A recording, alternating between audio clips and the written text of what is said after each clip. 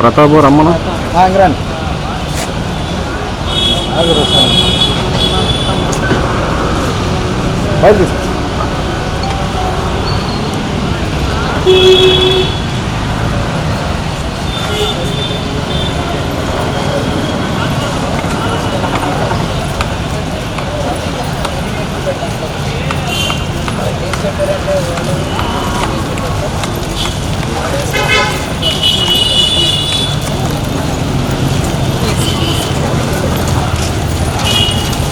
షేబ్రోల్ కిరణ్ అనే ఒక టీడీపీకి ఒక సామాన్య కార్యకర్త వైఎస్ జగన్మోహన్ రెడ్డి గారు సతీమణి అయిన భారతి గారిని తనకి ఇష్టం వచ్చినట్టు మాట్లాడుతున్నారు.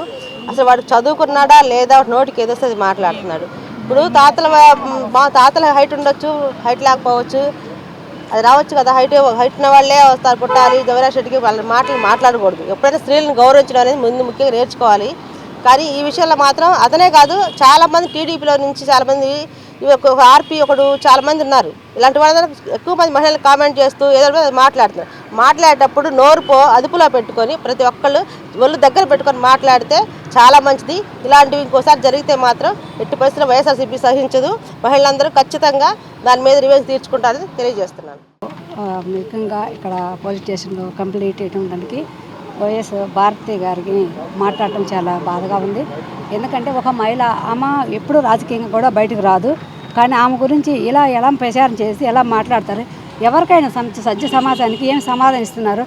వాళ్ళ స్థాయి ఏంటి, వాళ్ళేంటి, వాళ్ళు ఏం చేస్తున్నారు, ఎలా మాట్లాడటం ఎంతవరకు కరెక్ట్ అని నేను అడుగుతున్నాను. ఈరోజు అంత అపనిందైన మాటలు మాట్లాడితే వాళ్ళ కుటుంబం ఎలా తట్టుకుంటుందని సమాజంలో ఒక ముఖ్యమంత్రి, మాజీ ముఖ్యమంత్రి భార్యనే అలాంటి మాటలు మాట్లాడుతుంటే ఈరోజు కూటమి ప్రభుత్వము మరి ఏం చేస్తున్నట్టు చంద్రబాబు నాయుడు, పవన్ కళ్యాణ్ గారిని నేను అడుగుతున్నాను. ఈరోజు వీళ్ళే కాదు, పవన్ కళ్యాణ్ గారికి ఒకటే మాట చెప్తున్నాను. మీ మహిళ కూడా ఒక ఆమె ఇంతకుముందు కూడా వాళ్ళ కుటుంబం గురించి చాలా అసంతృప్తిగా మాట్లాడింది. అది ఎంతవరకు కూడా కరెక్ట్ కాదు.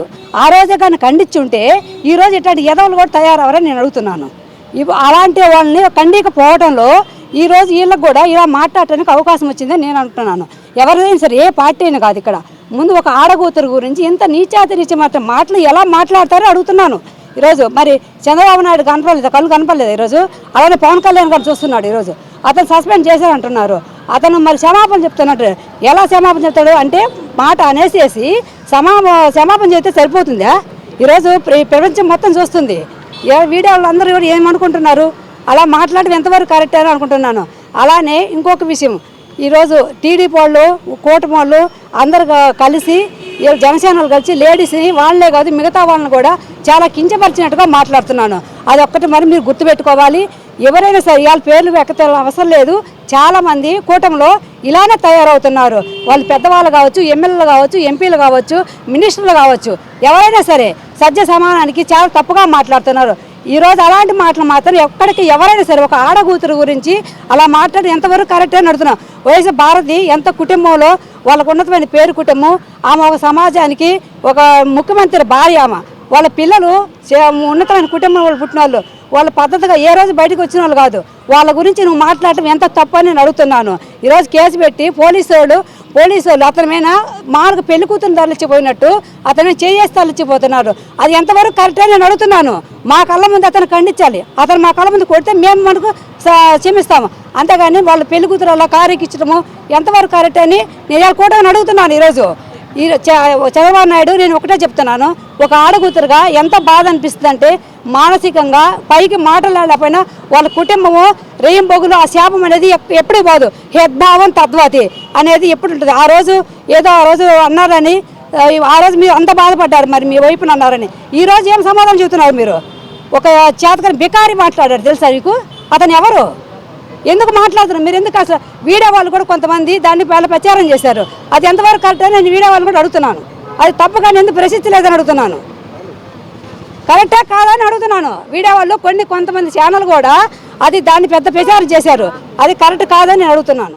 పాయింట్ బ్లాక్ టీవీ అనే ఛానల్లో చేబ్రోలు కిరణ్ అనే వ్యక్తి మన భారతమ్మ గారి గురించి చాలా అసభ్యంగా మాట్లాడాడు. అట్లా మాట్లాడడం ఎంతవరకు కరెక్ట్ అని చెప్పేసి స్త్రీ సమాజం ఈరోజు నిలదీస్తుంది. ఈరోజు జరిగిన దానికి మాతో పాటు మా వైఎస్ఆర్సీపీ మహిళా మండలందరూ దాన్ని ఖండిస్తూ ఏమైతే చెప్పారో అదంతా రాష్ట్రంలోని మహిళా మండలందరూ కూడా దాన్ని ఖండించాలని కోరుకుంటూ ప్రతి జిల్లాలోని వైసీపీ మహిళా కార్యకర్తలందరూ దీని గురించి అన్ని జిల్లాల్లో అతని మీద కేసులు నమోదు చేయాలని కోరుకుంటూ ఎప్పుడు కూడా సోషల్ మీడియాని మంచిగా ఉపయోగించుకోవాలి. కానీ ఇట్లాంటి చెడు పనుల కోసము స్త్రీలను కించపరచడానికి కోసం వాళ్ళని బజారుకి ఇచ్చడం కోసం ఇట్లా చేయడం అనేది ఎంతవరకు సమంజసం అని నేను అడుగుతున్నాను. ఇట్లా చేయడం అనేది ఎప్పటికీ మీ ఇంట్లో కూడా చెల్లెళ్ళు ఉన్నారు, అక్కలు ఉన్నారు, మీ పిల్లలు ఉన్నారు. ఇట్లా చేయడం ఎంతవరకు చూడండి సమంజసం కాదు. ఇంతకుముందు వైఎస్ రాజశేఖర రెడ్డి గారి కూతురైనటువంటి షర్మిల గారిని కూడా బాలకృష్ణ గారి ఒక బిల్డింగ్లో నుండి కూడా ఇట్లాంటి అసభ్యకరమైనటువంటి చిత్రాలు రిలీజ్ చేశారు. తర్వాత వాళ్ళందరినీ పట్టుకోవడం జరిగింది. సో ఇప్పుడు మీరు ఎవరైతే చేస్తున్నారో మిమ్మల్ని ఎట్టి పరిస్థితుల్లో కూడా మేమెవరిని వదిలిపెట్టము అని మీడియా ముఖంగా మీకు తెలియజేస్తూ ఇట్లాంటి వాటిని మేము తీవ్రంగా ఖండిస్తాం. ఈరోజు చేబ్రోలు కిరణ్ అనే వ్యక్తి వైఎస్ భారతిరెడ్డి గారి మీద అనుచిత వ్యాఖ్యలు చేశారు. ఆమె ఒక ఉన్నతమైన కుటుంబంలో పుట్టిన వ్యక్తి. వాళ్ళ ఫాదర్ వచ్చేసి ఒక డాక్టరు. అలాగే ఆమె కోడలుగా వచ్చింది కూడా వైఎస్ రాజశేఖర రెడ్డి గారి కుటుంబంలోకి వచ్చారు.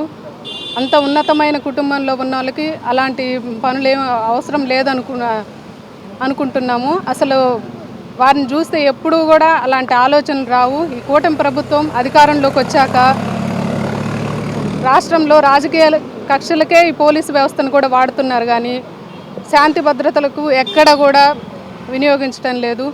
కూటమి ప్రభుత్వం అధికారంలోకి వచ్చాక ఇచ్చిన హామీలన్నీ కూడా డైవర్షన్ చేయడానికి ఇదొక నెలకొక టాపిక్ని తెచ్చి కాలం గడుపుతూ వస్తూ ఉన్నారు.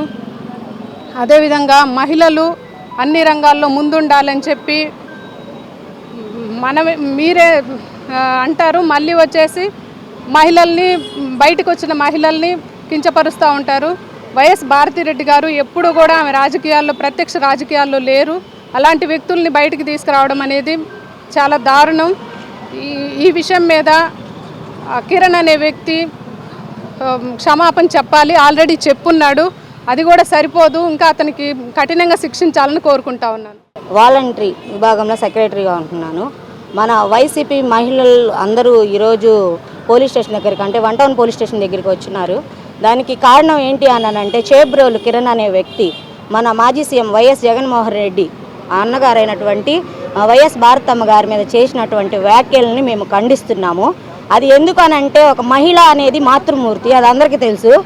ఆవిడ ఎవరైనా కావచ్చు, మహిళ అనేది మాతృమూర్తి. ఫస్ట్ ఆవిడని మహిళల్ని గౌరవించడం నేర్చుకోవాలి.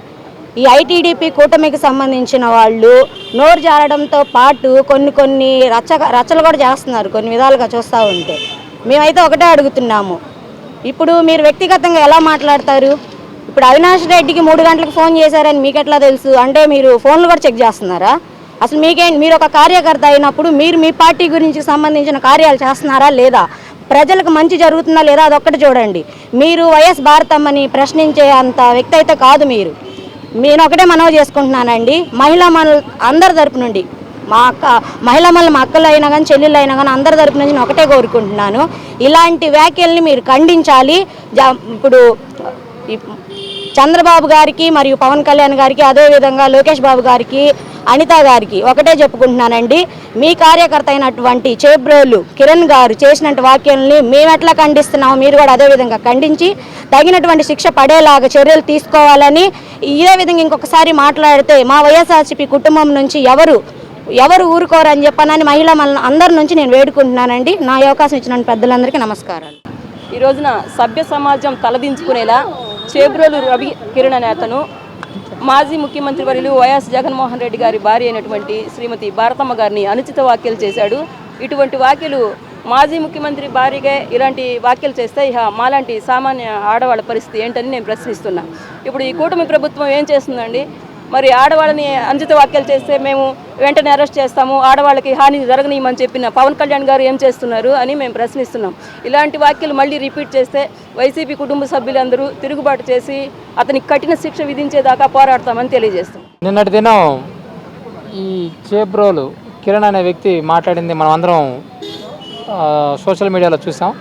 ఈ మాటలు ఎంత జుగుప్సాకరంగా ఉన్నాయంటే, ఒక సభ్య సమాజం తలదించుకునేలాగా గౌరవనీయులు మాజీ ముఖ్యమంత్రి శ్రీ వైఎస్ జగన్మోహన్ రెడ్డి గారిని, అలాగే వాళ్ళ కుటుంబాన్ని, present sitting MP YS Avinash Reddy గారిని దూషిస్తూ అసలు అతను మాట్లాడే మాటలు చూస్తుంటే, అతని ఆవభావాలు, ఆ ముఖ కవళికలు అవి చూస్తూ ఉంటే ఇది ఎవరో కావాలని దురుద్దేశంతో అతని చేత ఒక వీడియో తీయించి అంతా కూడా ఇప్పుడు మనం చూస్తున్నాం. అంతా డైవర్షన్ పాలిటిక్స్. ఎప్పుడైతే జగన్మోహన్ రెడ్డి గారు రాప్తాడు పర్యటనకి వెళ్ళారో, ఆ పర్యటన వచ్చిన జనాదరణ చూసి తట్టుకోలేక వెంటనే ఈ రకమైన వీడియో రిలీజ్ చేసేసి సోషల్ మీడియా వేదికగా మా ప్రజలందరినీ డైవర్ట్ చేయడం కోసం చేసినట్టుగా ఉంది తప్పితే, ఏ లేనిపోని బురద తెల్లటం, వాళ్ళ వ్యక్తిత్వ హననానికి పాల్పడటం, ఇవన్నీ కూడా ఇప్పుడు చట్టాలనే ఉన్నాయి. ఇవన్నీ కఠినంగా మారాల్సిన అవసరం ఇంకా ఉంది.